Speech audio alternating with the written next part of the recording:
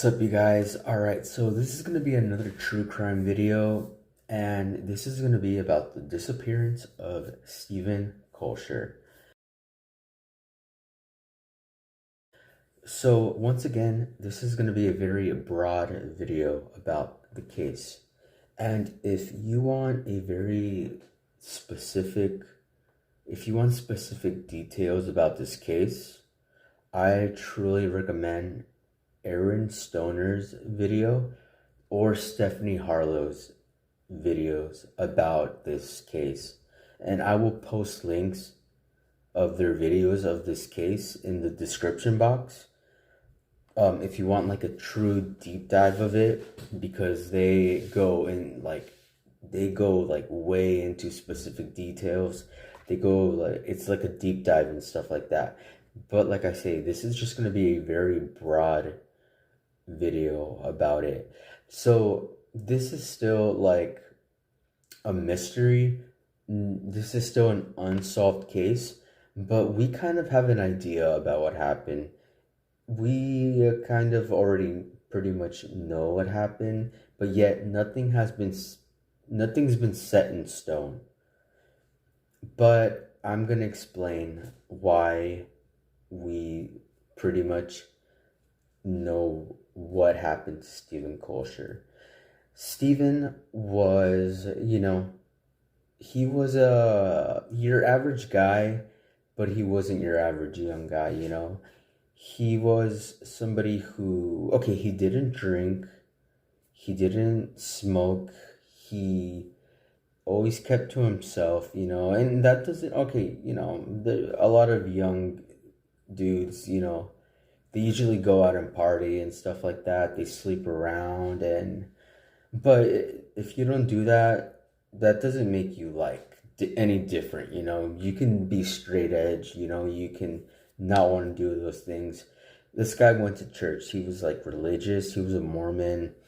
He preferred not to interact with any of those things. He preferred to not drink, not smoke, not even drink coffee. And he preferred to not have sex before marriage. And he didn't even want to accept money from his parents. He was struggling financially. And the worst part was that he was struggling really hard financially. And when his parents offered him money because he was struggling financially, sorry, I'm kind of sick right now. He was struggling financially so hard. And when his parents were like, here, let us help you, he was like, no, I can do this myself. Because he ended up moving away. He ended up moving all the way to Utah. So he wasn't anywhere near his parents. He moved into this apartment and he had a roommate, Jordan, and he met his landlord. So his landlord, fast forward, what we learned about him was that this guy was very sketchy. This guy owned like a shitload of guns. And when I say a shitload, I mean a shitload, like hundreds of guns. And I'm not talking about like the tiny pistols. I'm talking about like huge ass machine guns. Like big ass machine guns, like hundreds of them. And not only that, but his Steven's roommate always saw him with like a bag, and every time he would walk he would hear like this rattle noise, and it was basically all these pills. And he knew that he was carrying drugs around him all the time, and he would smell marijuana all the time, and basically he knew that this guy was a drug dealer. And on top of that, there was a car, a very nice SUV, that turned out to be stolen, that he kept hidden in there. So, we all know that this guy, the landlord, was up to no good. And he was just, he was a criminal. And it's alleged, it's alleged. So take this information with a grain of salt. But the roommate ends up moving out because him and the landlord ended up fighting and stuff like that. So he moves out, and then it's just Steven and stuff like that. So what gets weird is that Steven ends up like making all these like weird um trips around the country and stuff like that. And then in this one particular trip, he travels from Utah all the way to Nevada, and he tells his family that he's going to wait, no. Okay, so I read somewhere that he told them that he's going all the way to California to meet family, but he has no family in California. And he doesn't go to California. What he does is he goes to Nevada, and there's actually footage. There's some surveillance footage of him parking his car. Well, you don't see that, but you do see him walk down the street holding something. And that's the last time anybody ever saw him. You see him walking down the street, and then that's it. He's gone. And I don't believe that after he walked down that street, he just like, poofed, vanished into thin air. So what happened to Stephen Koecher? Did he just like walk down that street and just like vanished? So now here comes the theory. The theory that a lot of people believe is that his landlord pretty much told him, it's like, look, I know you're down on your rent. I know you don't have money right now, but you know what? Do me this favor, and I will, let you go on the rent, or I will take some money off the rent and stuff like that. Deliver this, which most likely were drugs, and, you'll be good for this month. And Steven, who was always dedicated for his work, he said, okay, sure, because he was always looking for a job, but nobody would ever hire him. So Steven traveled all the way to Las Vegas, walked down that street,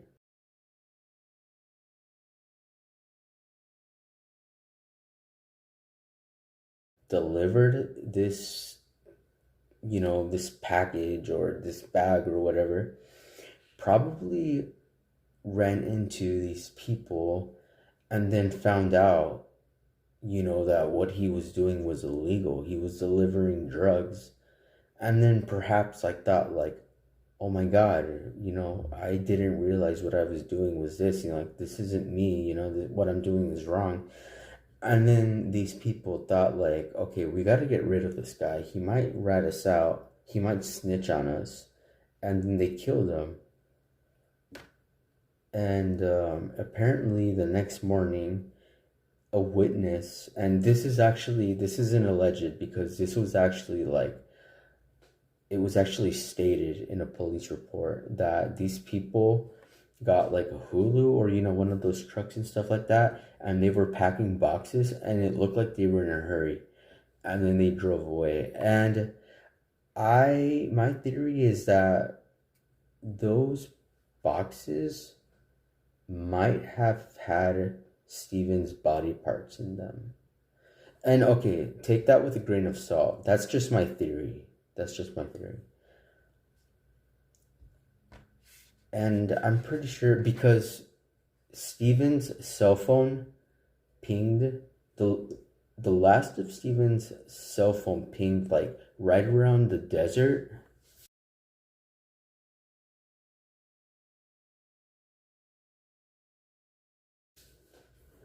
So what I think what happened was that Steven was killed in that house, and maybe, I don't know if he was dismembered or whatever, but he was dumped and buried somewhere around the desert. And then yeah, that's it. And then nobody said anything about it and stuff like that. And that desert is huge, so it'd be like looking for like a needle in a haystack. And you know what, sometimes I wonder, it's like, was Steven's landlord kind of like associated with a cartel? because it kind of, cartels are usually, you know, they tend to assassinate people who they believe are snitches. Like, if you're a snitch, they will kill you. Yeah, they'll freaking kill you in a second and stuff like that. And you know what? Maybe they thought, like, when Steve found out exactly what was going on, and because Steve was an American, you know, he probably didn't know any better. And then they thought, you know what, this guy's got to go. You know, this guy might call the police on us and stuff like that. So maybe they killed him. Maybe they thought, like, you know, he can get us in trouble. He can tell on us and stuff like that. You know, so they killed him. They got rid of his body. Because how is it that he walked down that street and then he just never came back? I don't believe that he walked down there and then he, like, just walked back and he wasn't caught on surveillance camera just walking back, and then he just, like, walked away, leaving his car still there, and then he just, like, walked to the desert and didn't really, like, do anything. Like, he was just, he just wanted to wander around the desert for no reason, and then he got lost and just died. And you would think that we would see today, we would find a body or some skeletal remains, but no, there was foul play in all this. Stephen was killed that day. He was definitely killed. And I'm not saying that maybe a cartel wasn't involved in all this and stuff like that, but a drug gang was definitely involved in this. And I think that Stephen landlord was involved in all this. But you know what? It's all alleged because nobody has been brought to court for this. Stephen hasn't gotten any justice. Stephen's body has never been found. But you know what? It's pretty obvious, you know. I mean, Stephen's landlord owning around 100 guns, machine guns, him having all these drugs, him stealing cars, and now, like, his tenant being missing. It, you know, if you put two and two together, you kind of have a clue about what happened to Stephen. He was killed and his body was disposed somewhere where nobody would find it. And you know what? Maybe we'll never know the actual truth. But I feel like the police should have done more to get justice for Stephen. But yeah, that's basically my rant right there. So rest in peace, Stephen, because I truly believe that he's no longer alive. He's still considered missing, but I truly don't believe he's alive. I truly believe he's been dead for the past, 2009? Right now it's 2022. It's been like 12 years. I don't know, I'm not good at math. Alright, well, that's the video today. Alright, thanks for watching, you guys. Try to subscribe because I'm trying to make a YouTube channel, and if my channel grows, I'm gonna buy, like, the microphone, try to make this a little more professional and stuff like that. Alright.